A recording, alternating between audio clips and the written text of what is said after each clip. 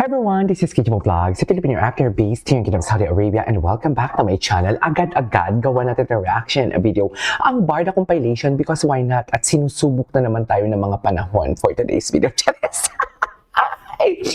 Sinusubok na naman tayo ng what do you call this? Sinusubok na naman tayo ng mga pagsubok, should I say, for today's video. Basta ako, kahit anong mangyari, Barda ako. Diyos ko, ang daming litratong kumakalat na mga ganito. Ang dami niyong pinakitang mga litrato sa Siargao and everything, pero matatag pa din kami for today's video. At walang sinasabi si Ginoo na girlfriend niya yan. Dear, hindi kami in denial ha. At kung sabi ko nga sa inyo, paulit-ulit ko man tong sinasabi talaga sa inyo. Ako ha, paulit-ulit ko man sinasabi sa inyo for today's video. Hindi nyo kami matitibag. Barda pa din kami. Whether real or real, Barda pa din kami. O anong point mo, Jim, na linabas mo to? So feeling mo, ano ka, masaya ka? Feeling mo, di ba? Feeling mo magaling ka? Eh hindi naman ikaw nagsasaliksik nito. Puro lang naman to nakaw ng mga literato for today's video. At take note, nag-message sa akin, ayoko ng pangalanan kung sino, nag-message sa akin. Sa isang vlog niya pala, nagsabi niya, oh, ito hindi na talaga to edit ha. So meaning to say, aminado ka na ang mga picture na nilalabas mo edited. Kung ang mga picture na nilalabas mo edited, eh ano pa kaya ang mga kwento mo for today's video? So ano, nakita mo tong litratong na to? So anong ibig sabihin nito? Syempre, gagawan mo na naman ang kwento kahit wala namang sinabi si Ginoo. Kahit wala namang lumabas sa bibig niya kung anong meron. Kasi di ba, eto, sige, sabihin na lang natin na may relasyon nga talaga itong girl na ito, si Miss Alex Manalang and si David Likaw ko, kahit wala namang sinasabi si David.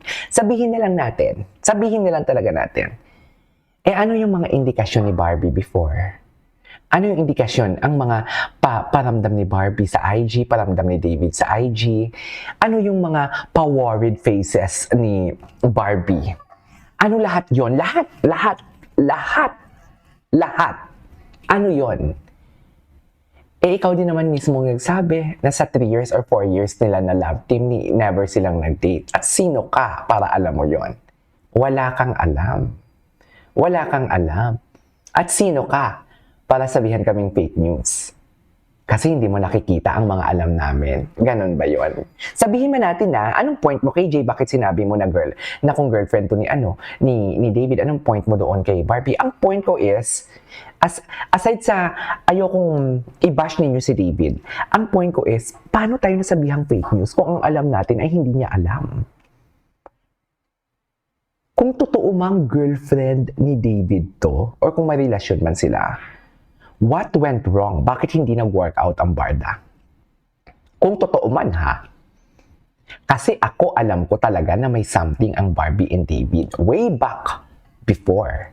Mga first quarter or second quarter ng taon. Charis! Na doon sila nagpaparamdaman ha. Diba? Tapos sasabihin akong fake news. Diba? Sasabihin akong fake news sa mga kilig-kilig ko before, na ang pinapanood ko dito, kilig-kilig, sasabihan akong fake news, or kami ni Mama Pikwa, or kung sino man nagde-defend sa Barda na fake news. Kasi ang alam namin, hindi niya alam. Tapos kung anong pinagduduldulan niya ng mga kwento, yun yung gusto niyang paniwalaan ng lahat. Hindi siguro, oy, okay, sige, sabihin na natin ha, although wala si Ginoong sinabi ng girlfriend niya to na, Diyos ko, ang dami-dami yung mga picture na picture kay Ginoo, or mga kasama ni Ginoo ng mga babae. Lahat ginagawa niyo ng kwento. Hindi ako in denial. Kung anong si Ginoo, kung saan siya masaya, okay lang ako. Kung dito sa photo na to, okay lang to, pero huwag niyo kaming pilitin na maniwala sa kwento ninyo. Kasi hindi natin alam ang context. Charis. Hindi natin alam ang context. Wala tayong alam sa context, mami. Diba? So basta ako, panatag ako, kalmado ako, whether real or real, Barda ako, dito talaga masusubok kung sinong toxic at hindi toxic. Dito talaga masusubok kung sinong matatag. Diba? Ako hindi ko iiwanan si David. Hindi ko iiwanan si Barbie after all, na pinasaya nila ako. Hindi siguro, hindi ako mapapatahimik ni Jim. Never mo ako, Jim, mapapatahimik for today's video. Sa kanya to. Hindi mo ako mabablock dito, Jim. Naka-log out ako. Kung gusto mo, i-private mo yung account mo at ang mga followers mo lang ang makakapanood sa mga video mo. Pero, hindi mo ako masisilip ko pa din, Jim, at patuloy pa din kitang gigisahin for today's video. Sa kanya to pero papanoorin natin to ha, tingnan natin to. David Icauco at Alex Manang spotted sa isang wedding noong Huwebes, January 8. O malay natin, isang circle of friends lang sila. Malay natin, barkada lang natin sila. Hindi natin alam, malay natin magjowa nga talaga sila. Hindi natin alam ang kwento. Pero wala tayong karapatan na siraan si Ginoo. Wala tayong karapatan na pangunahan. Ang ginagawa kasi nila, hindi hindi what you call this, ang ginagawa kasi, hindi assumption kundi bukod sa sinisira talaga nila si Ginoo. Sinisira nila si Ginoo, sinisira nila ang barda. Pero bahala kayo kung kayo maniwala, basta ako, ang analysis ko dito, okay, this is just a photo. Ang dami na nilang nilabas na photo. Ang dami na. At kahit magsalita pa man si Ginoo, hindi ako bibitaw sa barda for today's video. Not unless kung bibitaw kayo. Ako hindi ako bibitaw. Andito pa din ako for today's video. Maghihintay at maghihintay sa tamang panahon. Tama ba yun? Ba't parang naging aldab naman? Hindi ako nagiging toxic, Okay, hindi ako nagiging toxic. It's just like winaway ko lang talaga ang situation. Okay, so panoorin natin to. Ano to? Ano ba to, ma'am? Ay, taray.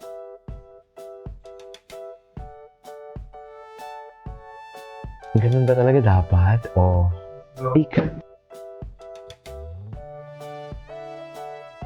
At ayon sa video, si Robby Jaworski po ito at this picture. O, imposible i-debunk tipiko kay Jimelo. At dito, wala kaming dinidebunk dito. Ikaw ang dinidebunk namin. Dito sa photo na to, wala kaming dinidebunk, mami. Kasi kami tanggap namin. Di ba? Tanggap namin kung anong meron dito. Kasi given the fact na this is not an edited photo, so ako, tinatanggap ko. Hindi ko lang alam sa'yo kung tanggap mo nga hindi nagsasalita si David.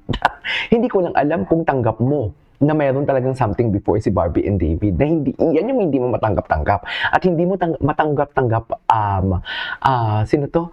Hindi mo matanggap-tanggap na wala talagang na what you call this, na ang gusto mong Barbie and David, na gusto mong umamin silang dalawa, hindi mo nakuha yun, or gusto mo lang talagang solohin si David. Ganun lang yun. And also the mga viewers itself. Gusto mo lang talagang solohin yun. Pero imposible na i-debunk ni Pico. Sa palagay mo, bakla ka ng taon, i-debunk ko to. Eto, given the fact, ako kasi inaamin ko talaga kung whether it's edited, non-edited, ako inaamin ko talaga. Wala akong dinideny and everything. Pero winiway ko yung situation. Hindi ako gumagawa ng kwento. Hindi ako hindi ako nag-analyze na ikakasira ng isang tao. Di ba? Ikaw gumagawa ka ng kwento. Ikaw sa mismo na ngayon, mismo na ngayong, what do you call this? Sa bibig mo na nga mismo na, ito hindi edited to ha. So, to say, yung mga picture ng mga binabalita mo before, may possibility na edited yun. Actually, it's edited din naman Pero Jim, hindi mo kami matitinag. Sa palagay mo, bibitaw kami? Hindi.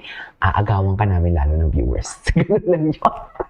Wala, Jim. Hindi mo kami mabibitaw. Hindi ka namin anuhin. Hindi ka namin bibigyan ng satisfaction sa ginagawa mo. Hindi siguro, ikaw lang, what if aamin na si David and Alex na sinasabi mo? What if? So, wala ka na. Charis! Wala ka na, mami. Kasi ang sabi mo, Barbie ka lang Di ba? Actually, ang content mo hindi for Barbie. Ang content mo for us na mga content creator. Charis! Kaya bumababa ang views mo. Bakla! Totoo lang. Basta kami, real or real, barda pa din. At aminin man natin sa hindi, yung mga nakikita nating indication before, nagkaroon talaga ng barda. May something talaga ang barda for today's video. Diba may something talaga. At ang chemistry nila, minahal namin sila because of their chemistry. Diba? So kung may mga girlfriend man sila individually, respetuhin natin yun. Kung, dear, ang sabi nga nila, mas mabilis mahuli ang manok pag nakatali. Charis! Jim, you're going down. Wala ka, Jim. Charis! Tapos, imposible daw maididibang kay Pico at kay Jim. Diba? Watch my reaction video on YouTube, complete video, magjowang double. Akala ko pa Barbie. Bakit? Watch my reaction video, diba? Loko. Akala mo na panoorin nyo daw. Di ba, uhaw na uhaw sa baliw. Di ba, may pag-promote pa. Ako, never nyo akong nakita nag-promote ako ng TikTok, sa TikTok ng mga videos ko.